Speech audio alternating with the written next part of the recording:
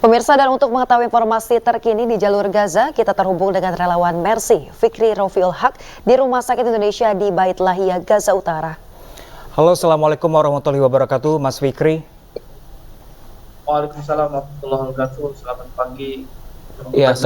Ya, Mas Fikri, bagaimana kabarnya Mas Fikri? Sana Mas Fikri, bisa Anda kabarkan kepada kami di Indonesia? Kondisinya seperti apa di sana saat ini?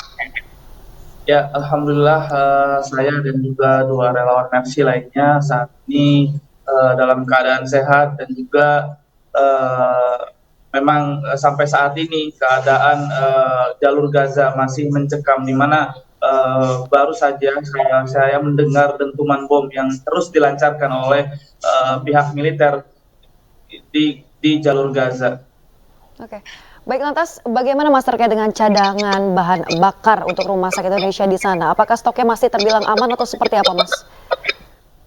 Ya, memang Rumah Sakit Indonesia sendiri mereka mempunyai 2 generator pembangkit listrik yang terus mensuplai Rumah Sakit Indonesia. Namun satu generator milik Rumah Sakit Indonesia sudah mengalami kerusakan dan juga kehabisan bahan bakar. Ini terjadi dikarenakan dari semenjak awal peperangan aliran listrik ke jalur Gaza, terutama di jalur Gaza Utara, sudah padam dari pemerintah, sehingga pihak Rumah Sakit Indonesia terpaksa menjalankan 2 generatornya selama 24 jam. Namun karena menyala selama 24 jam dan terus berminggu-minggu dinyalakan, akhirnya satu generator milik Rumah Sakit Indonesia mengalami kerusakan dan kehabisan bahan bakar. Karena memang sampai saat ini juga pihak Rumah Sakit Indonesia ataupun rumah sakit yang ada di seluruh jalur Gaza, mereka saat ini mengalami krisis obat-obatan dan juga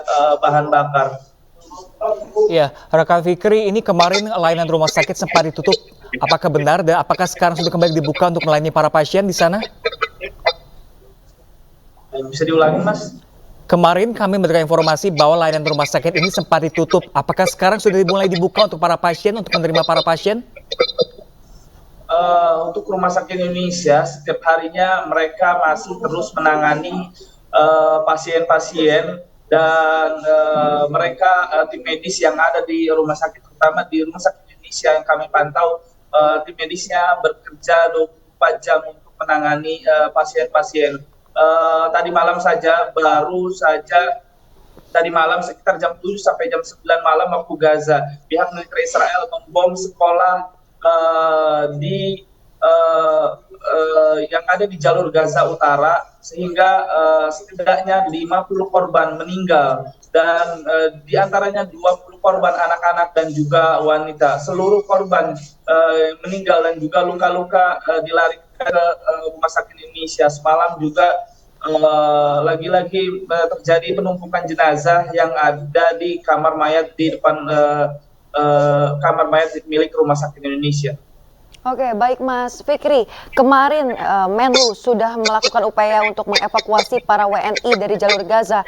Nah, Mas Fikri sendiri dari 3 relawan Mercy ada di sana, apakah tetap akan memutuskan untuk stay di sana atau akan turut ikut evakuasi dalam waktu dekat, Mas?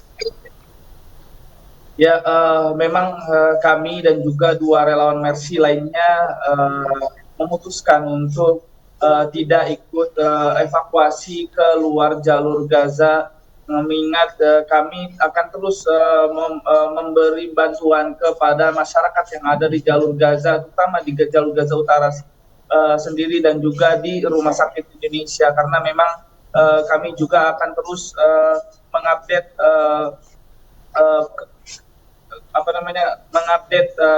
kejadian terkini di jalur Gaza, dan juga kami masih terus menunggu tim kami berjumlah 6 sampai 10 orang yang akan diberangkatkan ke jalur Gaza. 3 di antara mereka adalah dokter spesialis ortopedi, traumatologi, dan juga anestesi. Semoga kami mengharapkan tim Mercy yang akan segera berangkat ke jalur Gaza, mereka akan segera dapat izin oleh pihak Mesir.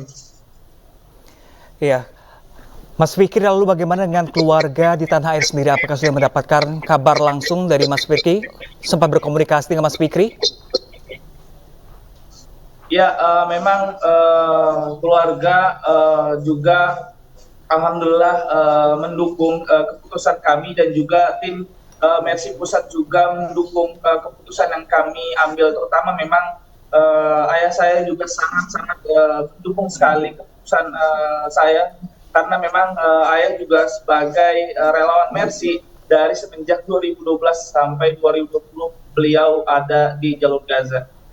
Ya, baik, terima kasih banyak Mas Fikri Rofil Haq, relawan Mercy yang saat ini sedang bertugas menjalankan misi mulia di jalur Gaza. Semoga sehat selalu dan selalu diberikan kesehatan serta keselamatan, Mas. Amin. Pemirsa, konflik Israel-Palestina sudah berlangsung selama 1 abad lebih.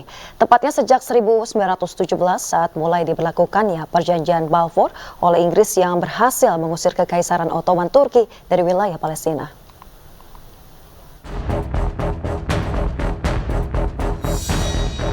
Sebelum tahun 1917, wilayah Palestina berada dalam kekuasaan Kekaisaran Ottoman Turki selama 1400 tahun. Dan selama Perang Dunia Pertama, Kekaisaran Ottoman Turki menjadi sekutu Jerman. Hal ini membuat Inggris geram dan berusaha mengusir Kekaisaran Ottoman Turki dari Timur Tengah. Inggris pun membuat perjanjian Balfour dengan Yahudi yang merugikan bangsa Arab Palestina.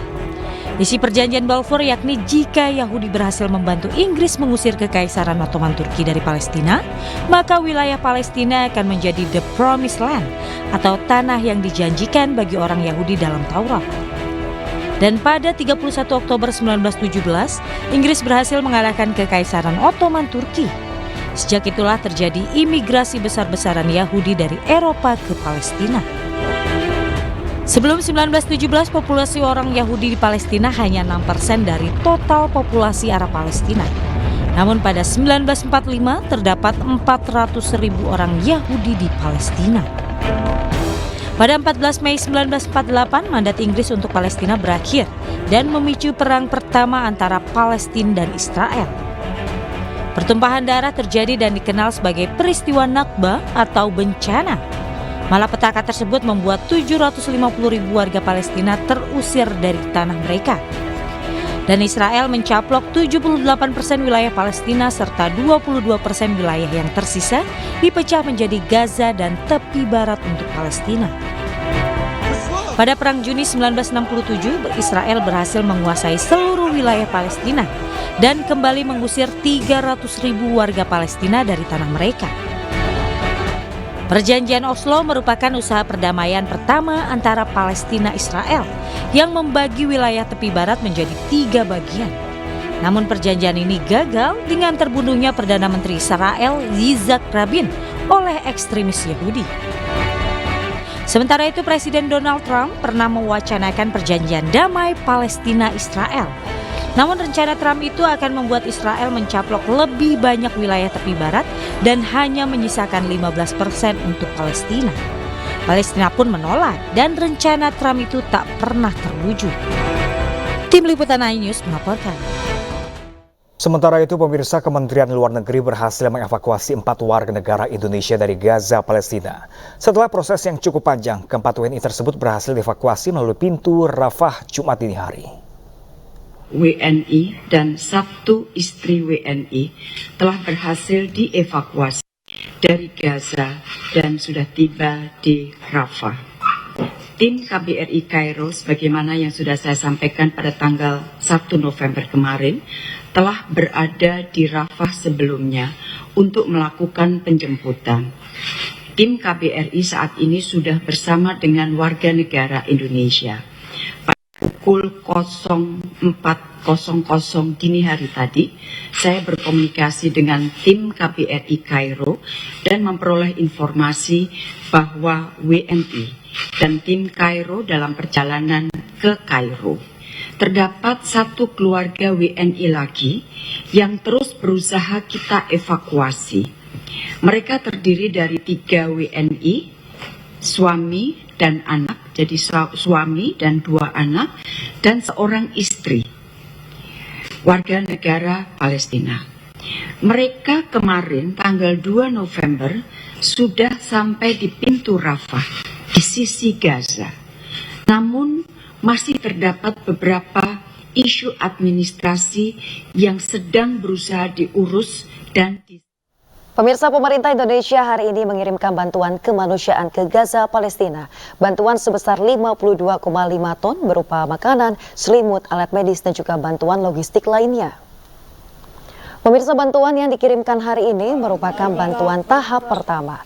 Pelepasan pengiriman bantuan untuk Palestina dipimpin oleh Presiden Joko Widodo sekitar pukul 8.30 pagi waktu Indonesia Barat di Bandara Halim Perdana Kusuma, Jakarta. Bantuan yang dikirimkan berupa makanan, selimut, alat medis, serta logistik yang disesuaikan dengan kebutuhan rakyat Gaza. Total bantuan kemanusiaan yang dikirimkan hari ini yakni seberat 51,5 ton. Diangkut dengan 3 pesawat menuju Mesir dan kemudian disalurkan ke Palestina.